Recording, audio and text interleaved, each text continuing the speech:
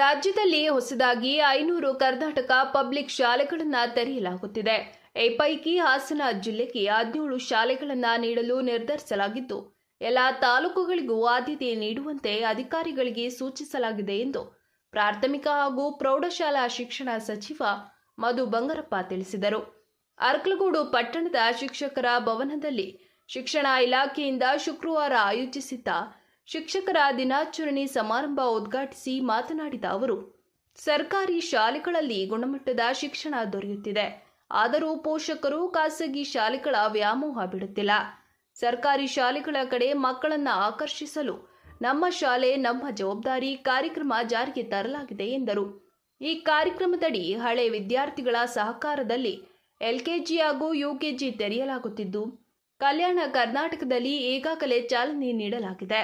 ಆ ಭಾಗದಲ್ಲಿ 1800 ಶಾಲೆಗಳನ್ನು ತೆರೆಯಲಾಗಿದ್ದು, 41,800 ಮಕ್ಕಳು ನೋಂದಣಿಯಾಗಿದ್ದಾರೆ. ಈ ಯೋಜನೆಯನ್ನ ರಾಜ್ಯಾದ್ಯಂತ ಎಲ್ಲ ಶಾಲೆಗಳಲ್ಲೂ ತೆರೆಯಲು ಚಿಂತಿಸಲಾಗಿದ್ದು, ಮುಂದಿನ ದಿನಗಳಲ್ಲಿ ಸಿಎಂ ಜೊತೆ ಸಮಾಲೋಚಿಸಿ ಸರ್ಕಾರಿ ಶಾಲೆಗಳ ಸಮಗ್ರ ಅಭಿವೃದ್ಧಿಗೆ ಕ್ರಮ ವಹಿಸಲಾಗಿದೆ. ನನ್ನ 15 ತಿಂಗಳ ಆಡಳಿತ ಅವಧಿಯಲ್ಲಿ ಮುಖ್ಯಮಂತ್ರಿಗಳ ಸಹಕಾರದೊಂದಿಗೆ 12,500 ಶಿಕ್ಷಕರನ್ನ ನೇಮಕ ಮಾಡಲಾಗಿದೆ. ಇನ್ನು 2-3 ತಿಂಗಳಲ್ಲಿ ಉಳಿದಿರುವ 1000 ಶಿಕ್ಷಕರ ನೇಮಕಾತಿ ಮಾಡಲಾಗುವುದು. ಆದರೂ ಮಕ್ಕಳ ಸಂಖ್ಯೆಗೆ ಅನುಗುಣಕ್ಕಾಗಿ ಶಿಕ್ಷಕರ ಸಂಖ್ಯೆ ಕಡಿಮೆ ಇರುವುದರಿಂದ ಮುಂದಿನ ಶೈಕ್ಷಣಿಕ ವರ್ಷದಲ್ಲಿ ಮತ್ತಷ್ಟು ಶಿಕ್ಷಕರ ನೇಮಕಾತಿಗೆ ಕ್ರಮ ವಹಿಸಲಾಗುವುದು ಎಂದರು. ರಾಜ್ಯ ಸರ್ಕಾರ ಮಕ್ಕಳ ಪೌಷ್ಟಿಕತೆಯನ್ನು ಹೆಚ್ಚಿಸಲು ರಾಗಿ ಮಾಲ್ಟ್ ಮತ್ತು ಕೋಳಿ ಮೊಟ್ಟೆಯನ್ನು ವಾರದ 6 ದಿನಗಳಲ್ಲೂ ನೀಡಲು ನಿರ್ಣಯಿಸಿದೆ.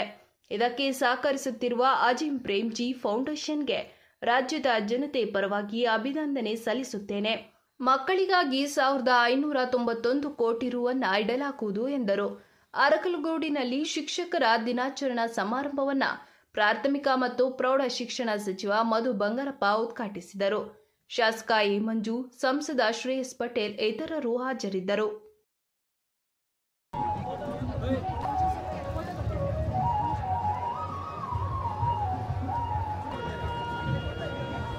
ಕಾರ್ಯಕ್ರಮದ ಸನ್ಮಾನಿತ ಮುಂದಿನ ಸನ್ಮಾನಿತರು ಶಿಕ್ಷಣ ಕ್ಷೇತ್ರದಲ್ಲಿ ಜಿಲ್ಲಾ ಮತ್ತು ರಾಜ್ಯ ಮಟ್ಟದಲ್ಲಿ ಇವತ್ತೊಂದು ಐತಿಹಾಸಿಕವಾಗಿ ಶಿಕ್ಷಕರ ದಿನಾಚರಣೆಯನ್ನು ಮಾಡಿದ್ವಿ ಅಂತ ಹೇಳಿದ್ರೆ ಎಲ್ಲಾ ತಾಲೂಕಿನಲ್ಲಿ ಶಿಕ್ಷಕ ದಿನಾಚರಣೆ ಮುಗಿದಿದೆ. ಆದ್ರೆ ಇವತ್ತು ಅದ್ಭುತವಾಗಿ ಸಚಿವರನ್ನೇ ಕರೆಸಿ ಮಾಡಿಸ್ಬೇಕು ಅಂತ ಹೇಳಿದ್ರೆ ತುಂಬಾ ಖುಷಿಯಾದಂತಹ ಕಾರ್ಯಕ್ರಮ ಅಂತ ಹೇಳ್ಬೋದು. ಯಾಕಂತ ಹೇಳಿದ್ರೆ ನಾವೆಲ್ಲ ಶಿಕ್ಷಕ ದಿನಾಚರಣೆ ದಿನವೇ ನಾವು ಮುಗಿಸ್ಬಿಟ್ವಿ. ಆದ್ರೆ ಸಚಿವರೇ ಬರಬೇಕು ಅಂತ ನಮ್ಮ ಮಾನ್ಯ ಮಂಜಣ್ಣ ಅವರ ಒಂದು ಕೋರಿಕೆ ಮೇಲೆಗೆ ಸಚಿವರು ಬಂದಿರೋದ್ರಿಂದ ಒಂದು ಹಬ್ಬದ ವಾತಾವರಣ ಆಗಿದೆ.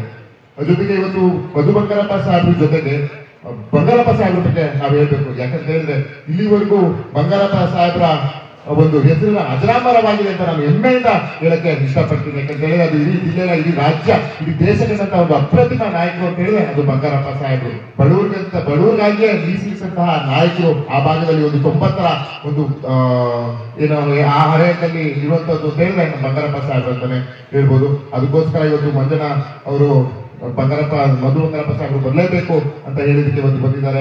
ಅತ್ಯಂತ ಕ್ರಿಯಾಶೀಲವಂತಹ ಸಚಿವರು ನಮ್ಮ ಮಧು ಬಂಗಾರಪ್ಪ ಸಾಹೇಬರು. ಅಂತ ಹೇಳಿದ್ರೆ ಇಲಾಖೆಯಲ್ಲಿ ಒಂದು ದೂರದೃಷ್ಟಿ ಇಟ್ಕೊಂಡು ಆಗ್ಲೇಬೇಕು, ಒಂದು ಬಡವರು ಮಕ್ಕಳು ಮೇಲ್ ಬರಬೇಕು ಅಂತ ಒಂದು ಕ್ರಿಯಾಶೀಲ ಸಚಿವರು ಅಂತ ಹೇಳಿದ್ರೆ ಅದು ನಮ್ಮ ಮಧು ಬಂಗಾರಪ್ಪ ಸಾಹೇಬರು ಅಂತ ಹೇಳಿಕೆ ನಮ್ಗೆಲ್ಲ ಹೆಮ್ಮೆ ತರುವಂತಹ ಖುಷಿ. ಇನ್ನ ಶಿಕ್ಷಕರ ಬಗ್ಗೆ ನಾವೆಲ್ಲ ಮಾತಾಡ್ಬೋದು. ಯಾಕಂತ ಹೇಳಿದ್ರೆ ನಾವು ಎಷ್ಟೇ ಶಿಕ್ಷಕರನ್ನ ಬಣ್ಣನೆ ಮಾಡಿದ್ರು ಹೊಗಳಿದ್ರು ಅದು ಸಾಕಾಗಲ್ಲ. ಯಾಕಂತ ಹೇಳಿದ್ರೆ ಒಂದು ಗಾದೆ ಇದೆ, ಒಂದು ಯಶಸ್ವಿನ ಒಂದು ಗಂಡಿನ ಹಿಂದೆ ಹೆಣ್ಣಿರ್ತಾರೆ ಅಂತ. ಆದ್ರೆ ನಾನು ಹೇಳ್ತೀನಿ, ಒಂದು ಯಶಸ್ಸಿನ ಒಂದು ಪುರುಷನ ಹಿಂದೆ ಶಿಕ್ಷಕರಿರ್ತಾರೆ ಅಂತ ನಾನು ಹೆಮ್ಮೆಯಿಂದ ಹೇಳಕ್ಕೆ ನಾನು ಇಷ್ಟಪಡ್ತೀನಿ. ಅಂತ ಹೇಳಿದ್ರೆ ನಾವೆಲ್ಲ ಶಾಸಕರು, ಸಂಸದರು, IAS IPS ಆಗಿದ್ದೀವಿ. ಅದಕ್ಕೆಲ್ಲ ಕಾರಣ ಅಂತ ಹೇಳಿದ್ರೆ ಅದು ನೀವು ಶಿಕ್ಷಕರು. ನೀವಿದ್ದಿರೋದಕ್ಕೆ ನಾವು ನಿಮ್ಮ ಮುಂದೆ ಬಂದು ಮಾತಾಡ್ತಿದೀವಿ ಅಂತ ಹೆಮ್ಮೆಯಿಂದ ಹೇಳ್ಕೊಳಕ್ಕೆ ಇಷ್ಟಪಡ್ತೀನಿ. ಕ್ಷೇತ್ರದ ಶಾಸಕರ ಮಂಜಣ್ಣ ಸಾಹೇಬ್ರ ಬಗ್ಗೆ ನಾವು ಮಾತಾಡಲೇಬೇಕು. ಯಾಕಂತ ಹೇಳಿದ್ರೆ ನಾನು 2016 ಜಿಲ್ಲಾ ಪಂಚಾಯತ್ ಸದಸ್ಯರಾದಾಗ ನಾವು ಮಂಜಣ್ಣ ಸಾಹೇಬ್ರೆಲ್ಲ ಒಂದೇ ಪಕ್ಷದ ಇದ್ವಿ. ಆಗ ಅವ್ರ ಆಶೀರ್ವಾದ ನಾನು ಜಿಲ್ಲಾ ಪಂಚಾಯತ್ ಸದಸ್ಯರಾದೆ. ಅವತ್ತು ಆ ಜಿಲ್ಲಾ ಪಂಚಾಯತ್ ಸದಸ್ಯನಾಗಿದ್ದೆ, ಇವತ್ತು ನಿಮ್ಮ ಮುಂದೆ ಸಂಸದನಾಗಿ ಆಯ್ಕೆ ಆಗಿದೆ. ಯಾವತ್ತೂ ನಾವು ಮರಿಬಾರ್ದು. ಅಂತ ಹೇಳಿದ್ರೆ ಹತ್ತಿದ ಮೆಟ್ಟಿನ ನಾವು ಯಾವತ್ತೂ ಮರಿಬಾರ್ದು. ಮಾತ್ರ ಖಂಡಿತ ಮೇಲಿರುವ ಭಗವಂತ ಒಳ್ಳೇದ್ ಮಾಡಲಿಲ್ಲ ಅಂತ ನಾನು ನಮ್ಮ ಹಿರಿಯರು ಹೇಳ್ಕೊಟ್ಟಿದ್ದಾರೆ. ಜೊತೆಗೆ ಈ ಅರ್ಕಲ್ಗೂಡು ಭಾಗದಲ್ಲಿ ಹಲವಾರು ಇಲಾಖೆಗಳಲ್ಲಿ ಒಳ್ಳೊಳ್ಳೆ ಕೆಲಸಗಳು ಆಗ್ತಾ ಇದೆ. ಎಲ್ಲ ಅಧಿಕಾರಿಗಳು ತಮ್ಮ ತಮ್ಮ ಕಾರ್ಯವ್ಯಾಪ್ತಿಯಲ್ಲಿ ಅಚ್ಚುಕಟ್ಟಾಗಿ ಕೆಲಸ ಮಾಡ್ತಾ ಇದ್ದಾರೆ. ಜೊತೆಗೆ ಅರ್ಕಲ್ಗೂಡು ತಹಸೀಲ್ದಾರ್ ಸಹ ಕಳೆದ ಇರುವಂತಹ ತಹಸೀಲ್ದಾರ್ ಇವತ್ತು ಒಂದು ಪ್ರಶಸ್ತಿಗೆ ಭಾಗವಾಗಿ ನಾವು ಸಹ ನಾವೆಲ್ಲ ವೇದಿಕೆ ಮುಖಾಂತರ ಅಭಿನಂದನೆಗಳನ್ನ ನಾವು ಕೋರ್ಬೇಕಾಗ್ತದೆ. ಜೊತೆಗೆ ಶಿಕ್ಷಣ ಇಲಾಖೆಯಲ್ಲಿ ಸಣ್ಣ ಪುಟ್ಟ ನ್ಯೂನತೆಗಳು ಇರ್ತದೆ. ಮಕ್ಕಳ ಎಜುಕೇಶನ್ ಬಗ್ಗೆ ಇರ್ಬೋದು, ಕಟ್ಟಡದ ಬಗ್ಗೆ, ಅದೆಲ್ಲ ಹಂತವಾಗಿ ಮಾನ್ಯ ಶಿಕ್ಷಣ ಸಚಿವರು ಬಗೆಹರಿಸ್ತಾರೆ ಅಂತ ನಾವು ವೇದಿಕೆ ಮುಖಾಂತರ ಒಂದು ಮನವಿಯನ್ನ ಮಾಡ್ತಾ ನಿಮ್ಗೆಲ್ಲರ ಜೊತೆ ಖಂಡಿತವಾಗಿಯೂ ನಾವಿದ್ದೀವಿ. ಯಾಕಂದ್ರೆ ನೀವೆಲ್ಲ ನಮ್ಗೆ ಗುರು ತೋರಿದ ದಾರಿ ಮನೆ ನನಗೆ ಇವೆಲ್ಲ ತೋರಿಸಿದಕ್ಕೆ ನಾವು ಇವತ್ತು ನಿಮ್ ಮುಂದೆ ಬಂದಿದ್ದೀವಿ. ಇದೇ ರೀತಿ ಅಷ್ಟು ಮಕ್ಕಳು ಸರ್ಕಾರಿ ಶಾಲೆಯಿಂದ ಬೇಗ ಬರ್ತಾರೆ, ಅಷ್ಟು ಹಿರಿಮೆ ನಮ್ಮ ಕರ್ನಾಟಕಕ್ಕೆ, ನಮ್ಮ ದೇಶಕ್ಕೆ ಬರ್ತದೆ ಅಂತ ಹೇಳ್ತಾ ನಾನಂತೂ ವೈಯಕ್ತಿಕವಾಗಿ ನಾನು ಅರ್ಜಿ ಮಾಡೋದು ಒಂದೇ, ನಾನು ಆಜ್ಞೆ ಮಾಡೋದು ಒಂದೇ ಏನಂತ ಹೇಳಿದ್ರೆ ಎಲ್ಲ ಮಕ್ಕಳು ಸರ್ಕಾರಿ ಶಾಲೆಯಲ್ಲಿ ಓದ್ಬೇಕು. ಯಾಕಂದ್ರೆ ಮಾಧ್ಯಮದವ್ರು ಕೇಳಿದ್ರು ಯಾಕೆ ಬರೀ ಸರ್ಕಾರಿ ಮಕ್ಕಳಿಗೆ ಬಡವರ ಮಕ್ಕಳೇ ಓದ್ಬೇಕು, ನಮ್ಮ ಜನಪ್ರತಿನಿಧಿಗಳು ಅಫಿಷಿಯಲ್ಸ್ ಯಾಕೆ ಓದ್ಬಾರ್ದು ಅಂತ ಖಂಡಿತವಾಗಿ ಆ ಒಂದು ಮಾತಿಗೆ ಖಂಡಿತ ನಾನು ಸಹ ಸಕಾರಾತ್ಮಕವಾಗಿ ನನ್ನ ಬೆಂಬಲವನ್ನ ಕೊಡ್ತೀನಿ. ನಾನು ಸಹ ಏನಂತ ಹೇಳ್ತಲ್ಲ, ನಮ್ಮ ಮಕ್ಕಳು ಸಹ ಸರ್ಕಾರಿ ಶಾಲೆಯಲ್ಲಿ ಓದಿ ಅಂತ ನನಗೂ ಸಹ ಒಂದು ಆಸೆ ಇದೆ. ಅದೇ ರೀತಿ ಮುಂದಿನ ದಿನಗಳಲ್ಲಿ ಮಾಡುವಂತ ಕೆಲಸವನ್ನ ನಾವೆಲ್ಲ ಕೈ ಜೋಡಿಸಿ ಮಾಡೋಣ ಅಂತ ಹೇಳ್ತಾ ನನ್ನ ಕಾರ್ಯಕ್ರಮಕ್ಕೆ ಕರೆಸಿ, ಇವಾಗಲೇ ತಡವಾಗಿದೆ, ಕರೆಸಿ ಗೌರವ ಸನ್ಮಾನಿಸೋದಕ್ಕೆ ಕ್ಷೇತ್ರದ ಶಾಸಕರಾದಂತಹ ಮಂಜಣ್ಣ ಸಾಹೇಬರಿಗೆ ಮತ್ತೆ ಜನಪ್ರಿಯ ಸಚಿವರಾದಂತಹ ನಮ್ಮ ಮಧುವಂಕ ಸಾಹೇಬರಿಗೆ ವಂದಿಸುತ್ತಾ ನಿಮ್ಗೆಲ್ಲರಿಗೂ ಮತ್ತೆ ಶಿಕ್ಷಕರ ದಿನಾಚರಣೆ ಶುಭಾಶಯಗಳನ್ನು ಕೋರ್ತಾ ಎಲ್ಲರಿಗೂ ಒಳ್ಳೆಯದಾಗಿ ಅಂತ ಹೇಳ್ತಾ ಮಾತನ್ನು ಮುಗಿಸ್ತೀನಿ. ನಮಸ್ಕಾರ.